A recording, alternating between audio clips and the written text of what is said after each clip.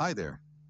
I think you'd agree that before we dive into the heart of the story of an hour, it's helpful to understand a little bit about the author and the story's background. Kate Chopin, born in 1850, was an American author known for her strong depictions of women's lives in the 19th century. Her works often focus on themes of identity, freedom, and the roles of women in society. One of her most famous works, The Awakening, is considered a groundbreaking piece of feminist literature.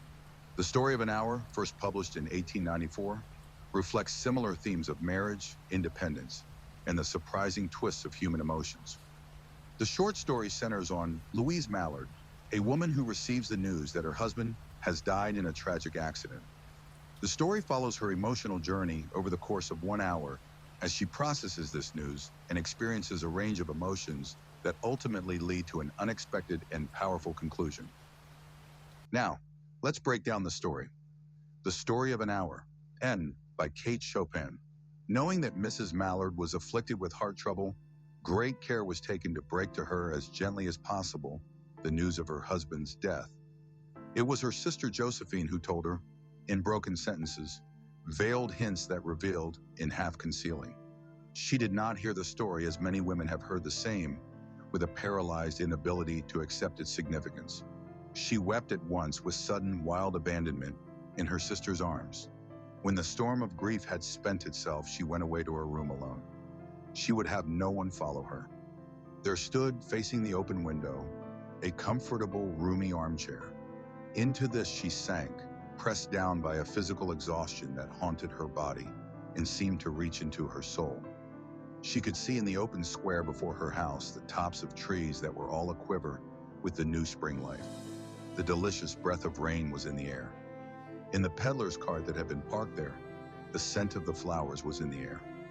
She was young, with a fair, calm face, whose lines bespoke repression and even a certain strength.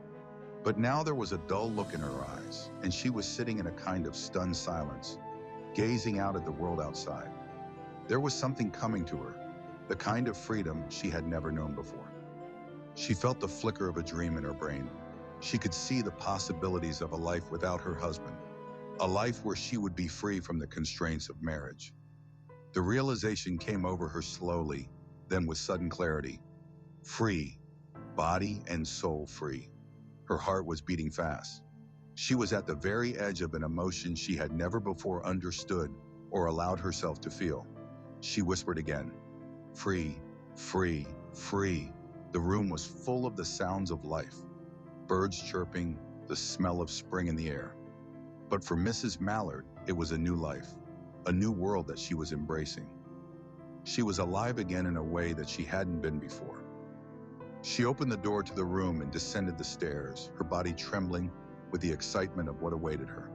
As she stepped into the living room, she saw her husband standing in the doorway. He had been away for a time, Mrs. Mallard thought for a moment. But no, it was him, alive, breathing, standing there, gazing at her with surprise. The shock of the moment hit her like a violent storm. The dreams she had dreamed, the visions of freedom she had allowed herself to embrace, all of it was shattered in an instant. She sank into the chair, lifeless, her heart broken for a second time. The doctors who arrived quickly determined that she had died of heart disease, the joy that killed her.